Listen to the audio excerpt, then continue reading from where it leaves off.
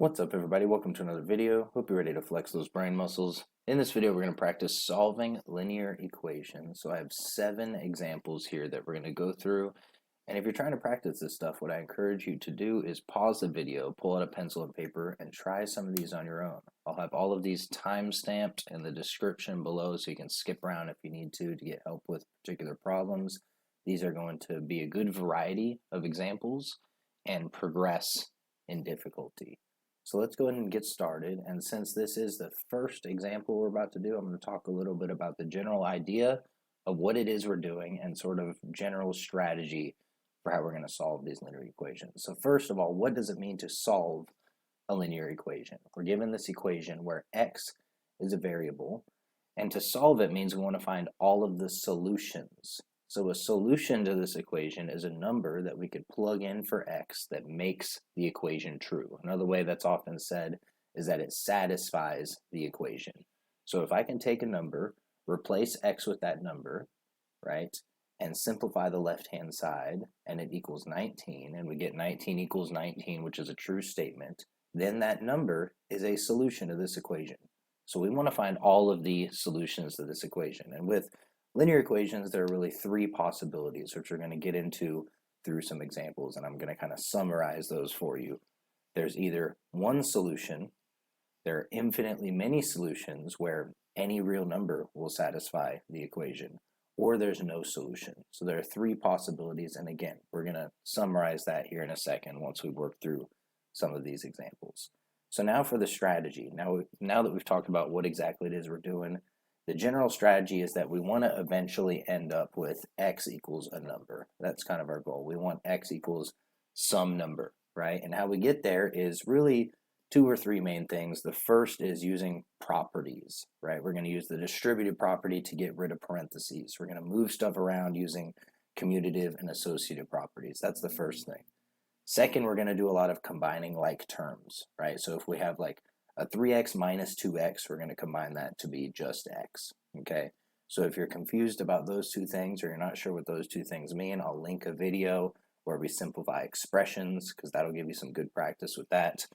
Finally, the last thing we're going to do is multiply, divide, add, and subtract things to both sides. We have to do the same thing to both sides, right? And that's sort of the key to solving these equations.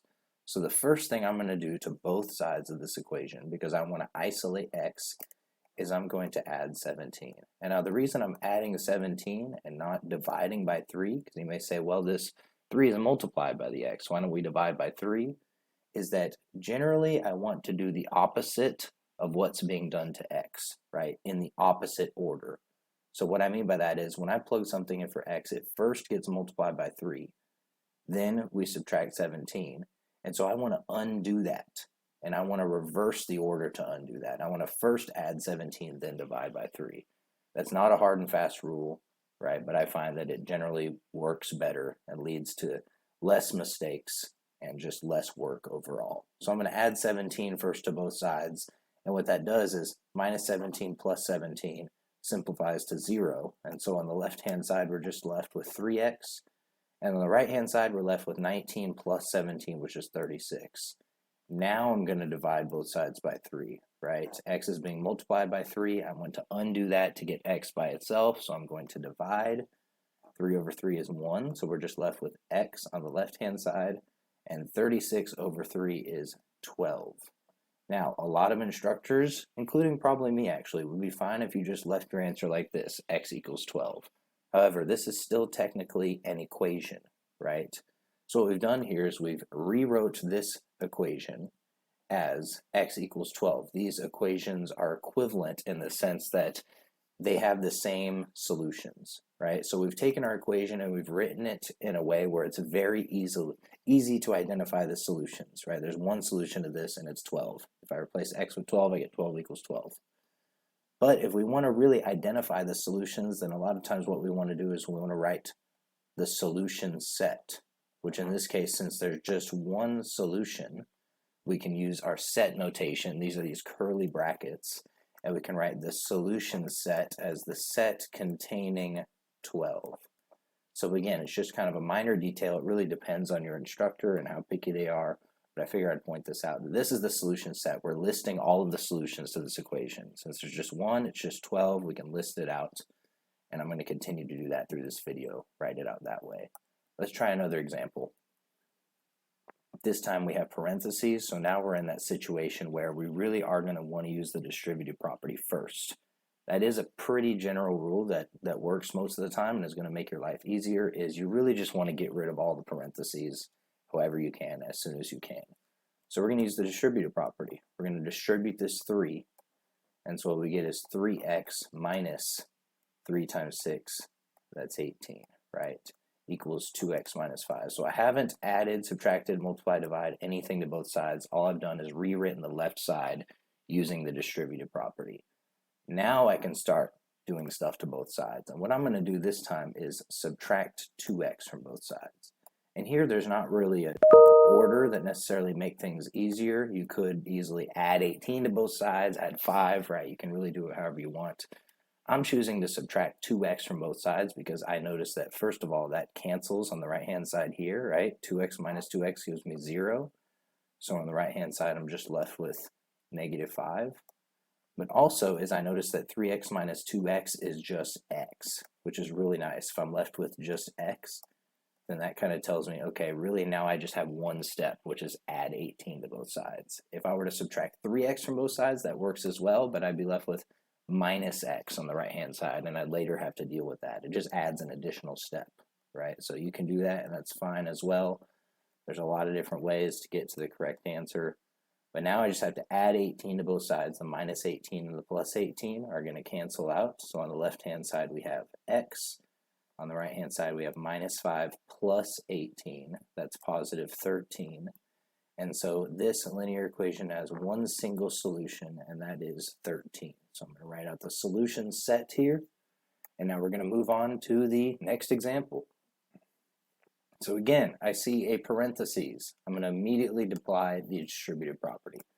That's what I always do. I want to get rid of all the parentheses, expand out all the terms, and see what I'm working with. So 5 times x minus 5 times 2, that's 10. And now it's looking like on the left-hand side, I can actually combine some like terms. Before I even do anything to both sides, I can say, well, 5x minus 2x is 3x, so I'm going to go ahead and combine those on the left-hand side. And I get 3x minus 10 equals 3x plus 7. And you may already have a funny feeling looking at this, like something doesn't look right. And if you do, then that's true. Something doesn't look right, right? So let's investigate what that is. 3x minus 10 equals 3x minus 7. You may notice, well, wait a minute, if I subtract 3x from both sides, what I get is 3x minus 3x, 3x minus 3x.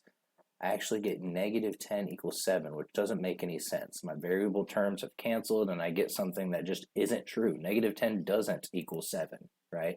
So in this case, this is what we call a contradiction, which means that this linear equation has no solutions, right? There are no solutions to this linear equation. And we could have probably identified this here when we had 3x minus 10 equals 3x plus 7. There isn't a number that I can multiply by 3 and then subtract 10. And that's the same as multiplying it by 3 and then adding 7. That doesn't make sense, right? There's no numbers that satisfy that equation.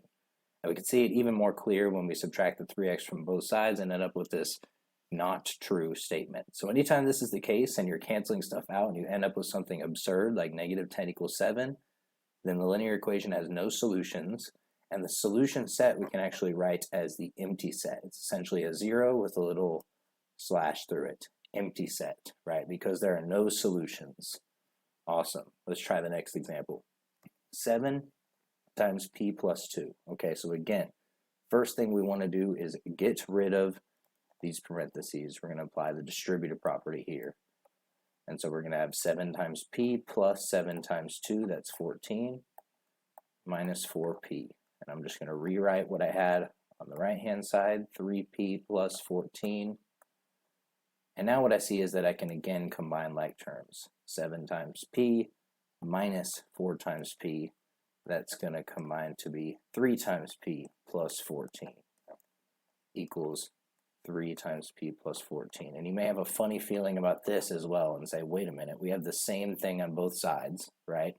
So at this point, if you notice this, then you can actually be done, right? Because we can think about is what can I plug in for p that would make this true? And it turns out that any real number would satisfy this equation, right? If I take any real number, multiply by 3, and add 14, it's going to be the same as that real number multiplied by 3 with 14 added to it, right? Any real number will satisfy this equation. But if you don't notice that initially, then what you're eventually going to get is something like this. You're going to be like, okay, well, let's subtract 14 from both sides. 3p equals 3p. Then maybe you subtract 3p from both sides and you get 0 equals 0, or you divide both sides by 3 and you get p equals p, right? Regardless of how you do it, you're going to end up with something that's always true. Again, we could have noticed that here at this step, that this is an equation that's true for all values of p, for all real numbers. But at whatever point you notice it is fine. Eventually, if you do notice it, what you can say is that the solution set is the set of all real numbers. There are infinitely many solutions to this linear equation. So the solution set, you could maybe write it as this, as like all real numbers. I prefer to write it as an interval from negative infinity to positive infinity in interval notation, right? So it really depends on your instructor and what they prefer, but I would consider both of these to be correct personally. And now we've gone through examples of all three cases. So let's kind of summarize what we just did, right? Because we've noticed there are three possibilities when we're solving these linear equations. The first is that we end up with something like x equals 4, x equals negative 2, right? X equals a number.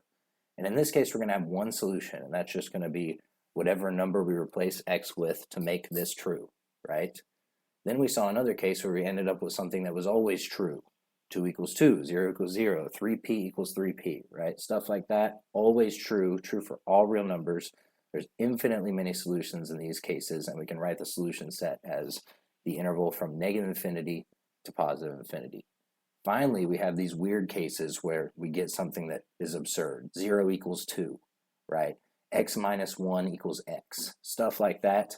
There are no real numbers that will satisfy those equations, and in those cases we have no solution, and we can write no solution, or we can write the solution set as the empty set. So again, keep in mind these three possibilities. If you end up with something like 2 equals 2 or 0 equals 2, it doesn't necessarily mean you did something wrong. I would definitely double check your work, but it probably just means that it's one of those cases where there's infinitely many solutions or no solution. All right, there's 3 examples left. Let's try this example here. So again, now we see 2 sets of parentheses. We're really going to want to get rid of these parentheses before we start doing anything to both sides. So this left-hand parentheses, I think of this negative as distributing, right? One way to think of it is this is a little invisible 1 here, and we have negative 1 times everything in these parentheses. That's perfectly fine, as long as you remember that that negative has to go to everything in the parentheses. So when we expand this, it's 6 minus t minus 2. Here we have another application of the distributive property. 5 times 3t gives us 15t minus 4 times 5, which is 20. Can we combine any like terms before we continue? I think we can. 6 minus 2, right? 6 minus 2 gives us 4.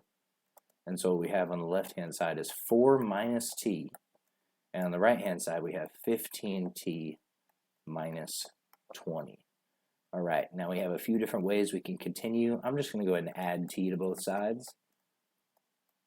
I'm going to add t to both sides. And so on the left-hand side, the t's will cancel. I'll be left with just 4. And on the right-hand side, I'll have 15t plus t. That's 16t. And I still have this minus 20. And now all I have to do is add 20 to both sides, right? And I can isolate the t term here. And so on the left, I have 24. On the right, I have 16t. And then I can divide both sides by 16. And let me draw a little arrow here. I don't want to run out of room. What I have here is 16 over 16. That's 1. So I have t by itself. And what does t equal? Well, 24 over 16.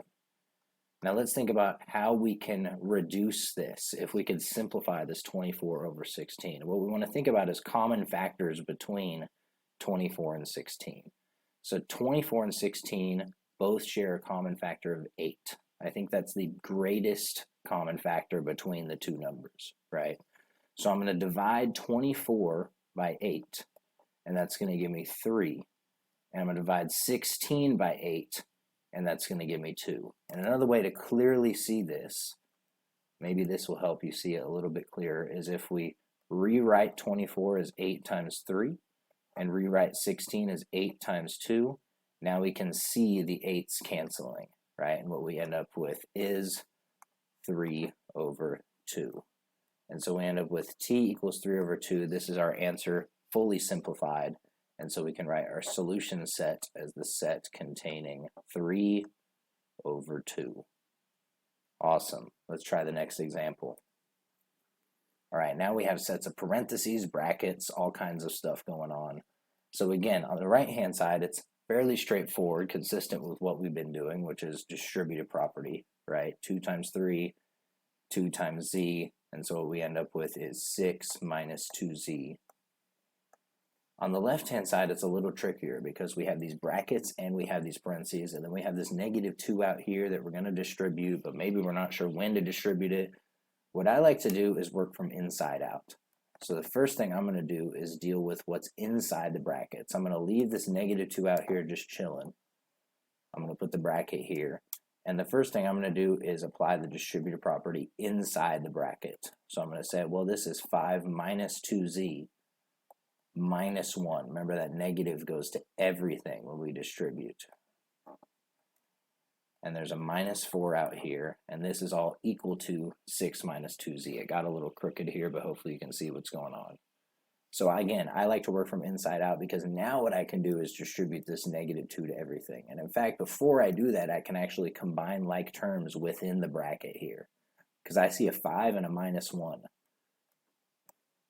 So maybe I'll do that first. I'll do 5 minus 1. Hopefully I'll see that. I'll circle them in blue here. 5 minus 1. I'm going to combine those. That's going to give me 4. And I still have minus 2z. And there's a minus 4. And let me rewrite this a little nicer here. This is all equal to 6 minus 2z. All right, now I can distribute this negative 2.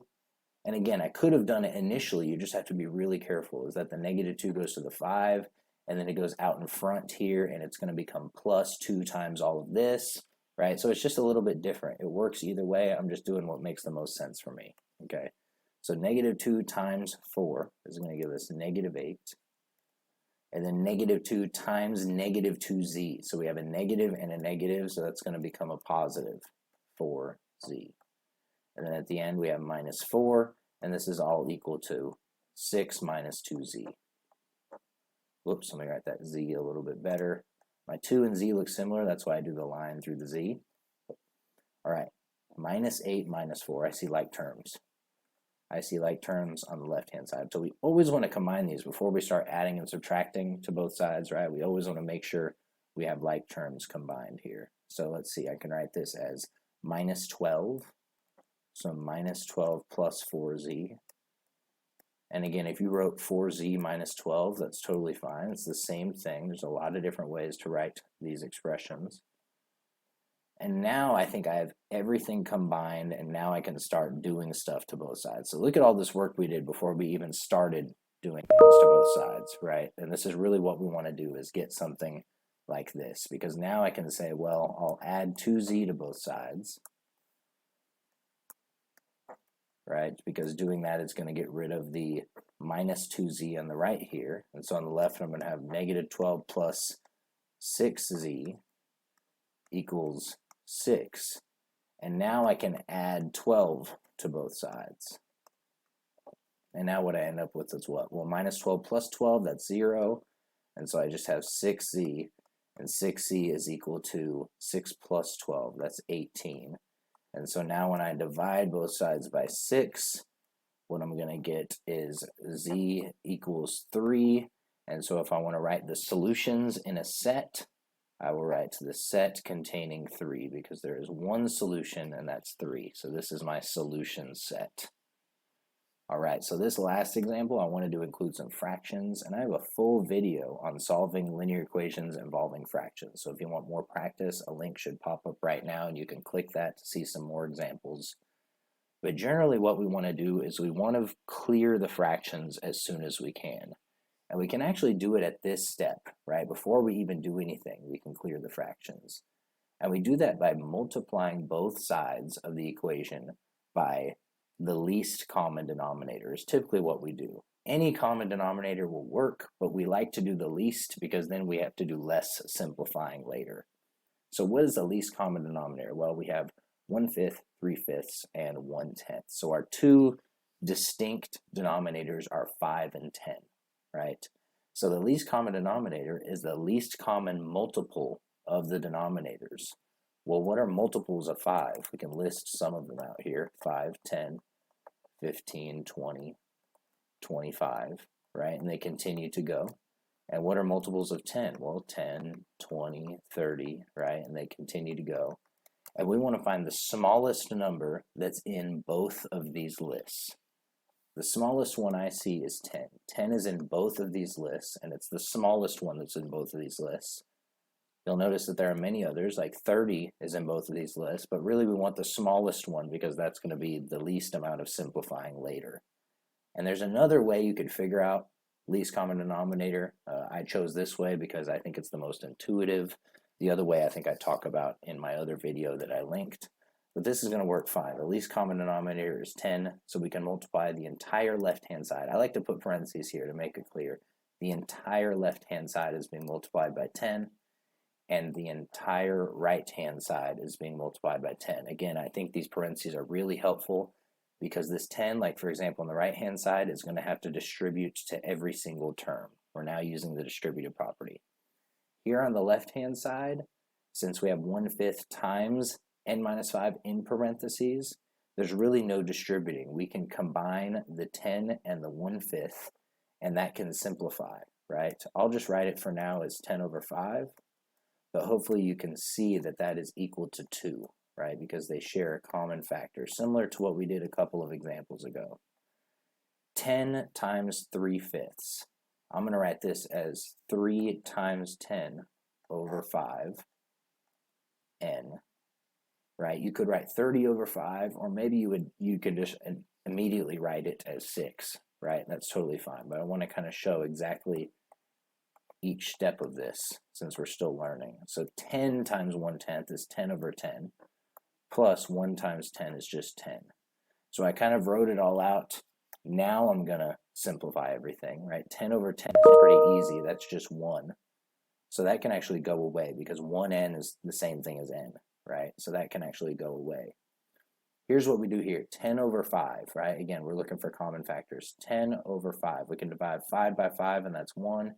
And we can divide 10 by 5, and that's 2. Another way to think about it is 5 goes into 10 2 times. So 10 over 5 is equal to 2. Totally fine. So we can replace this with 2 over 1 as well, which is just 2.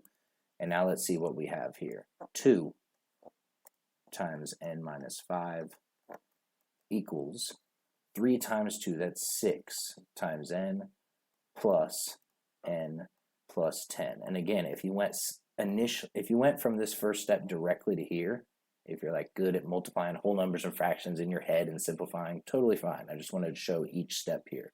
I think this is helpful, especially when the fractions get a lot more complicated, to write them out as factors in the numerator and denominator, and it's easy to see how stuff reduces and cancels. Now let's apply the distributive property one last time. 2 times n minus 2 times 5, that's 10. And then we can actually, I'm going to go ahead and combine like terms as well. So 6n plus n is going to combine to be 7n plus 10.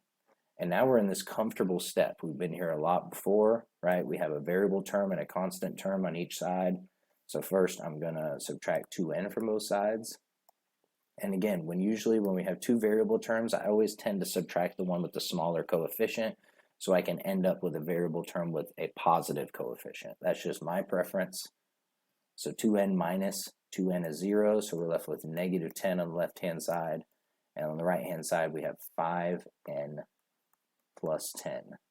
Now I can subtract 10 from both sides. We are almost done. This is the home stretch. Plus 10, minus 10, those cancel. Minus 10, minus 10, that is minus 20. So I have minus 20 equals 5n. And now when I divide both sides by 5 to isolate n, to get n by itself, I get, let me draw an arrow here, n, right, 5 over 5 cancels, equals minus 20 over 5. 5 goes into 24 times, so I can write that as negative 4.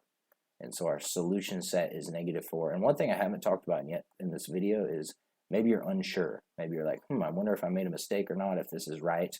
How can we check our answer? Well, we can take this negative 4 and we can substitute it back in for n. Everywhere we're seeing n in the initial equation, plug in negative 4 and see if you're left with a true statement, like 2 equals 2, for example. If you are, then you've done it correct and this is in fact a solution. If you aren't, then go back and check your work and see where you made a mistake.